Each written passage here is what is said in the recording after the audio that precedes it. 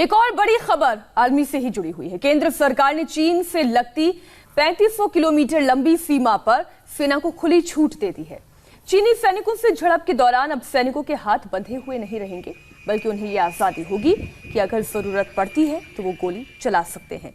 इसके साथ ही सरकार ने 500 करोड़ रुपए की इमरजेंसी फंड को भी जारी कर दिया है, जिससे कि तनाव की स्थिति में गोला बारूद खरीदा जा सके। रक्षा मंत्री राजनाथ सिंह ने चीफ ऑफ डिफेंस स्टाफ के साथ ही सेना के तीनों अंगों के प्रमुखों के साथ एक बैठक की। इस बैठक में लद्दाख बॉर्डर की स्थिति का जायजा लिया गया।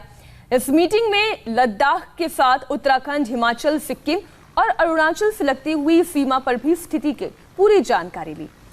भारत बॉर्डर के इलाकों में अपनी मूवमेंट बढ़ा चुकी है।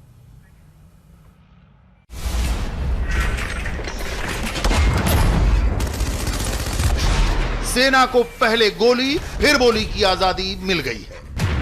रक्षा मंत्री राजनाथ सिंह ने चीफ ऑफ डिफेंस स्टाफ और तीनों सेना प्रमुखों के साथ रिव्यू मीटिंग की। इस मीटिंग में सेना को फ्री हैंड यानी चीन से निपटने के लिए पूरी आजादी दे दी गई। सेना को फ्री हैंड देने का मतलब क्या है, इसे जरा और अच्छी तरह समझिए।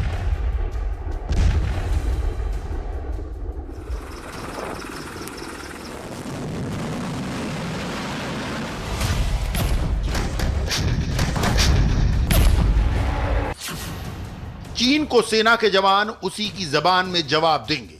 जवानों को किसी भी एग्रीमेंट के बारे में चिंता नहीं करनी है। भारतीय सेना के लोकल कमांडर्स को पूरी छूट होगी। सेना अपनी जरूरत के मुताबिक किसी भी हथियार का इस्तेमाल कर सकेगी। कमांडर्स खुद तय करें कि उन्हें पत्थर चलाना है या गोली। रक्षा मंत्री Rajnath Singh, chief of defence staff general Vipin Rawat, army chief और एयरफोर्स चीफ की लंबी मीटिंग चली। इस मीटिंग में तय हुआ कि भारतीय सेना के जवानों का मनोबल कम नहीं होने दिया जाएगा। लोकल कमांडर्स चाहें तो पत्थर, लाठी, गोली या तोप कुछ भी इस्तेमाल कर सकते हैं, क्योंकि सेना किसी भी खतरे से निपटने के लिए पूरी तरह सक्षम है। इंडियन आर्मी की आसमान से मदद करेगी इंडियन एयरफोर्स और समुद्र में उसका साथ देगी इंडियन नेवी। भारतीय वायुसेना के लड़ाकू विमान, हेलीकॉप्टर और ट्रांसपोर्ट विमान के साथ रेडार पूरी काबिलियत के साथ लाइन ऑफ एक्चुअल कंट्रोल पर निगाह रखेंगे। रक्षा मंत्री ने एलएसी पर अवाक्स, attack helicopters, transport helicopters, fighter combat aircraft का इस्तेमाल करने को भी हरी झंडी दे दी है। भारतीय वायुसेना सुखोई 30, मिराज, मिग-29 अपग्रेड से पेट्रोल कर रही है। भारतीय सेना के सर्विलांस एयरक्राफ्ट P-8I के जरिए भी सर्विलांस और मैपिंग की जा रही है। P-8I एक सर्विलांस एयरक्राफ्ट है जिसके जरिए समुद्र में होने वाली हर गतिविधि को मॉनिटर किया जाता है, चाहे वो एंटी सबमरीन वॉरफेयर हो या कोई और ऑपरेशन। फिलहाल जमीन के भीतर होने वाली हर गतिविधि को मॉनिटर करने के लिए P-8I को 24 घंटे सर्विलांस करने को कहा गया है।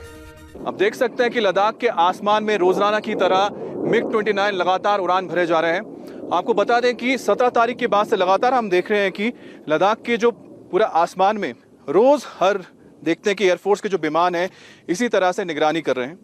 और 17 तारीख के बाद ऐसा क्यों हुआ, इसकी भी एक बड़ी वजह है।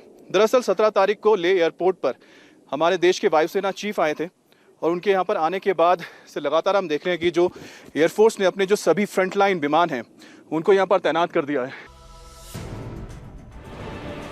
चीन के साथ अगर युद्ध हुआ तो भारत के लिए सबसे बड़ा प्लस पॉइंट होगी इंडियन एयरफोर्स।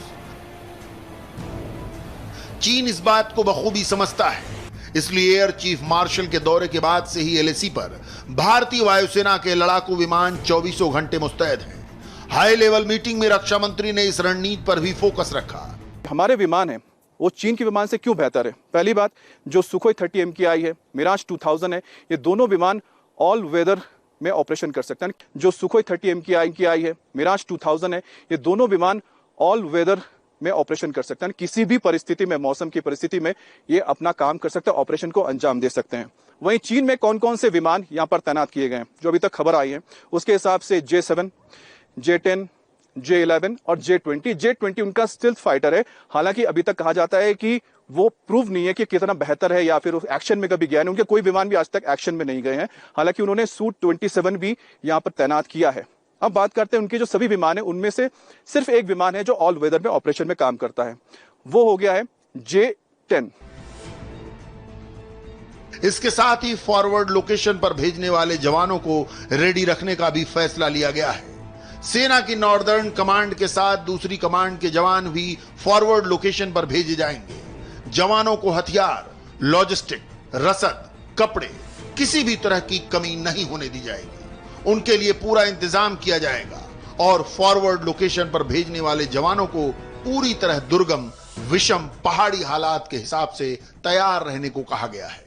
चीन से लगी सीमा पर जवानों की तादाद बढ़ाई जाएगी। जवानों को अब रूल ऑफ एंगेजमेंट की टेंशन भी नहीं लेनी है, यानी ना किसी संधि और ना ही किसी समझौते की बंदिश है।